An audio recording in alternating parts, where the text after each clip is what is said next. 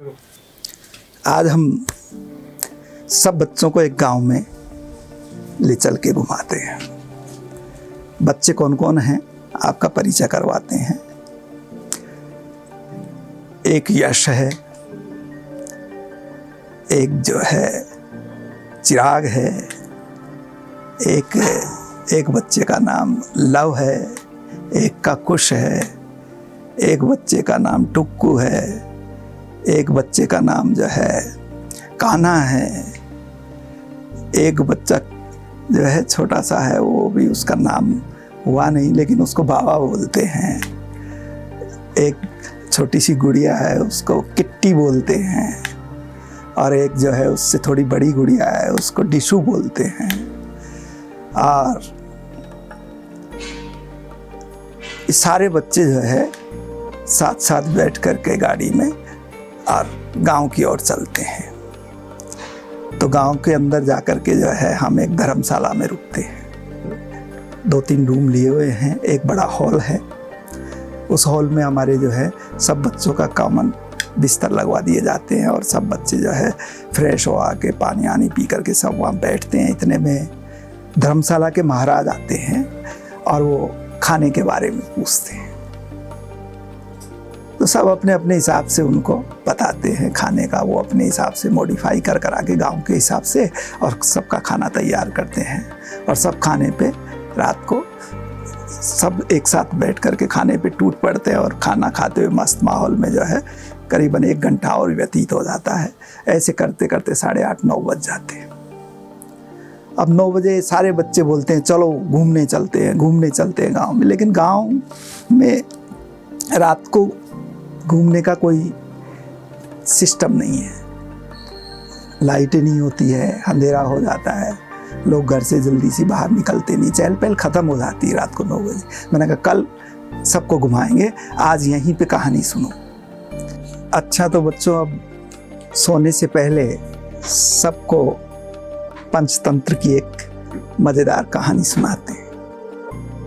एक बूढ़ा बगला और केकड़े की कहानी, मस्त कहानी है, मजे आएंगे। एक तालाब था गांव के किनारे पे, साइड में एक तालाब था। उस तालाब में बहुत प्रकार के जीव रहते थे, जैसे मछली, केकड़े, कछुए, घेंगे और अनेक प्रकार के जीव जंतु उसमें रहते थे। और वो बगला जो है उसका सबका शिकार किया करता था। लेकिन अब वो बूढ़ा हो गया था तो उससे शिकार होने में थोड़ी तकलीफ होती है। आलसी भी था वो, प्रकृति से बगला आलसी होता है, तो वो आलसी भी था। उसे शिकार करने में बड़ा जोर आता था, आंखें भी कमजोर थी उसकी। तो उसने बड़ा दिमाग लगा करके और सोचा कि क्या युक्ति लगाई जाए कि शिकार अपने आप आ जाए। तो उसने एक दिमाग में युक्ति सोची और साइड में जाकर के एक टांग पे खड़ा हो गया और बिल्कुल ऊपर ऐसे देख करके और आंखों से आंसू बहाने लगा। एक दिन पूरा व्यतीत हो गया ऐसे करते करते। तो केकड़ा जो है उसको देख रहा था। केकड़ा जाकर के पूछता है, क्यों बगला मामा, क्या बात है, क्या परेशान हो, क्यों आंसू बहा रहे हो? तो बगला बोलता है, अरे मैंने बहुत पाप किए हैं, इस झील की सारे जीव जंतुओं को मैंने मार मार के खाया है। अब मैंने भक्ति का मार्ग सुना है, इसलिए मैं वो पाप याद कर करके मेरी आंखों से आंसू निकलते हैं। अब मैं जो है शिकार नहीं करूंगा और भगवान की भक्ति करूंगा, अपने पापों का जो है प्रायश्चित करूंगा। तो बोले पेट कैसे भरोगे? बोले मरना सबको है, और वैसे भी जो है मुझे एक संत ने कहा है कि ये तालाब कुछ दिन का है, अकाल पड़ने वाला है और ये तालाब तो सूख जाएगा और फिर अगले 12-15 सालों तक यहाँ पानी नहीं होगा। केकड़ा भी देख के घबराया कि ऐसा कैसे हो सकता है। लेकिन उसने जाकर के सब मछलियों को, कछुओं को, सबको जाके खबर दे दी कि अगले 10-15 साल तक ये झील सूखने वाली है और अपना जीवन तो बड़ा खतरे में हो जाएगा। बगला जो है वो बगला महाराज तो भगत हो गए, अब उन्होंने तो शिकार भी छोड़ दिया है और एक टांग पे खड़े होकर के जो है भक्ति में लीन है। तो सारे जानवर घबराए कि अब क्या किया जाए। तो सब ने जो है केकड़े से विनती करी, तुम ही जाके बगले से पूछो, बगला मामा भाई हमको क्या करना चाहिए। तो केकड़ा जो है बगले के पास जाता है और पूछता है, बगला मामा आखिर इस विपदा का उपाय भी तो होगा। बोले अब कोई उपाय मुझे सुझाई नहीं दे रहा है, बस सिवाय एक उपाय के। बोले क्या? बोले पास में एक झरना बहता है और उस झरने से जो तालाब बना हुआ है वो कभी नहीं सूखता।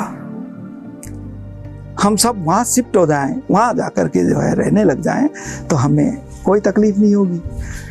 लेकिन केकड़ा बोला समस्या तो ये है कि वहां जाएंगे कैसे।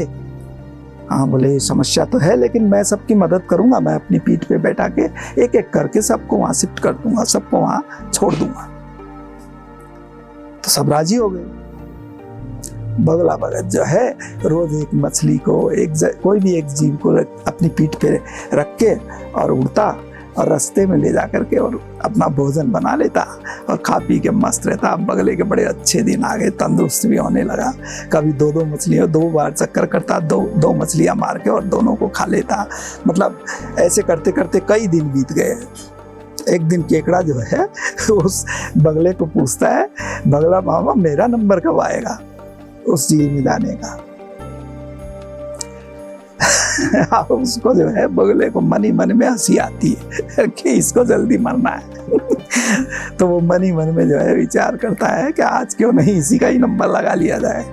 तो उसने कहा चल आज तेरा ही नंबर लगाते हैं, आज तुझे ही छोड़ के आते हैं।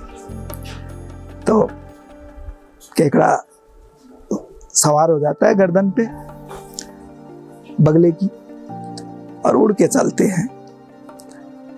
और उड़ते के चलते चलते चलते जो जानवर मार के वो बगला खाता था उसकी हड्डियां जिस जहाँ बिखरी हुई थी वहाँ के ऊपर से उड़ रहे होते हैं, तो उसको केकड़े को हड्डियां दिख जाती। अब इतनी सारी हड्डियां एक साथ देख करके उसके मन में शक हो जाता है कि यार कुछ तो है चक्कर। उसने पूछा कि कितनी दूर चलना है बगला मामा, कहाँ है वो सरोवर। अरे बोले कोई सरोवर नहीं है, मैंने जो है ये सब को खा लिया है, ये हड्डियां उन्हीं की है और आज तेरा नंबर है। वो पहले से तैयार था केकड़ा, उसने उसकी गर्दन में जोर से अपने पंजे गड़ाए और उसको गर्दन को दबोच लिया जब तक उसके प्राण नहीं निकल गए। और उसने उसकी गर्दन को ऊपर से काट के और खींचते हुए वापस अपने तालाब पे आ गया और सबको गर्दन दिखा करके बोले जो है हम सबके साथ ये धोखा कर रहा था और जितने भी यहाँ से गए सबको इसने मार के खा लिया। सब बच गए, खुशियां मनाई कि चलो केकड़े की समझदारी ने हमको बाकी लोगों को बचा लिया। लेकिन इस कहानी से शिक्षा मिलती है, आंख मूंद के जो है किसी पे भरोसा नहीं करना चाहिए। ऐसे बगले भगत बहुत घूमते हैं, बड़ी अच्छी अच्छी बातें करते हैं और आपको ले जा करके ऐसे जंजाल में फंसा देते हैं जिसमें से निकलना मुश्किल हो जाता है। इसलिए हमेशा जो है आंखें खुली रखो, अपने दिमाग को काम में लो और फिर फैसला करो। ठीक है, सो जाओ।